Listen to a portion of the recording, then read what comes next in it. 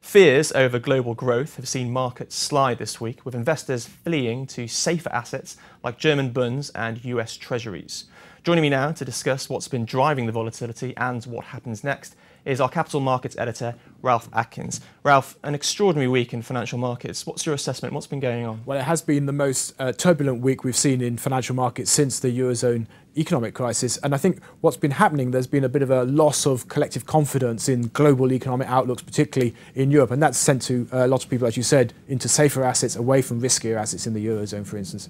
And the oil price has been plummeting too, of course. No, that's not helped the mood because obviously the supply issues at work there, but also expectations that demand for oil will be weakening on the back of a slower economic outlook for the global economy. And we saw this sharp movement in US bond yields on Wednesday. What do you put that down to? Yeah, that was quite extraordinary. We saw a massive drop all of a sudden in the yield on the 10-year Treasury, which was hard to explain, but it could well have been because a lot of investors were banking on interest rates going up, but as they came down and suddenly realised that they'd made the wrong bet, they capitulated. And then what worried bankers, I think, a lot was the speed of the correction, which made a lot of people wonder whether actually the financial system is sort of malfunctioning as it had in the past. Now, what does this market turmoil across the world, tell us about Europe and its recovery? Do you think that the structural problems left over from the Eurozone crisis were perhaps worse than feared?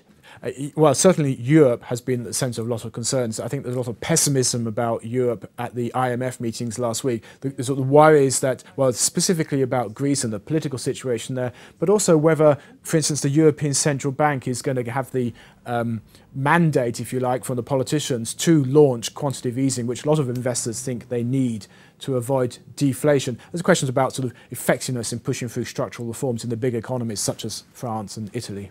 Now, throwing this forward, how do you think central bankers are going to act? Janet Yellen was, of course, speaking a short while ago. Yeah, what's interesting is that we've had hints towards the end of this week, after all this turbulence, that maybe they won't put up interest rates next year quite as fast as markets feared.